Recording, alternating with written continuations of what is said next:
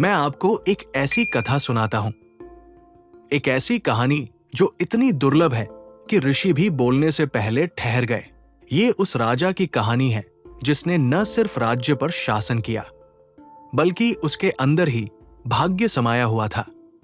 बहुत प्राचीन काल में पवित्र इक्ष्वाकु वंश में एक धर्मपरायण राजा राज्य करते थे, जिनका नाम युवनाश्व था। उनके पास सब कुछ था, शक्ति, सम्मान, एक समृद्ध राज्य। फिर भी उनके हृदय में एक मौन दुख था। उनकी कोई संतान नहीं थी। अपने वंश और धर्म को जारी रखने के लिए राजा ने पुत्र कामेष्टि यज्ञ किया। यज्ञ के अंत में ऋषियों ने मंत्र शक्तिशाली पवित्र जल का एक घड़ा तैयार किया, जो रानी को भोर में पीना था। किंतु भाग्य चुपचाप प्रतीक्षा कर रहा था। उस रात राजा युवनाश्व प्यास से व्याकुल हो उठे। महल में सन्नाटा था, कोई सेवक जागा नहीं था। उन्होंने पास ही एक जल पात्र देखा, न जानते हुए कि वो यज्ञ का मंत्र शक्तिशाली जल था। राजा ने उसे पी लिया और भाग्य ने करवट ली। समय बीता और फिर ऋषियों ने कुछ घोषित किया जो दुनिया ने कभी सुना नहीं था। राजा युवनाश्व ने गर्भ धारण कर लिया था। रानी नहीं, स्वयं राजा ने, क्योंकि मंत्र और भाग्य लिंग और रूप से परे हैं।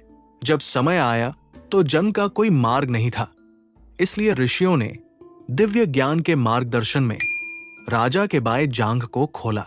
उसमें से प्रकट हुआ एक बालक, देदीप्यमान, जीवंत, रोता हुआ। उसी क्षण आकाश गुंज उठा। स्वयं इंद्र उतर आए, बालक को अपनी गोद में लिया और बोले, मैं उसे पालूंगा। और इस तरह बालक का नाम रखा गया मंधाता।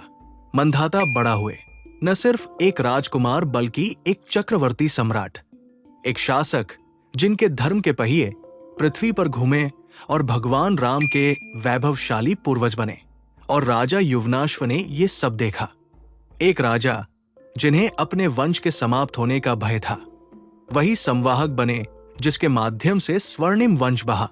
तो इस कहानी को याद रखें, चमत्कार के रूप में नहीं, अपवाद के रूप में नहीं, बल्कि एक स्मरण के रूप में कि सृष्टि ये नहीं पूछती कि तुम कौन हो, वो केवल पूछती है, क्या तुम ग्रहण करने को तैयार हो।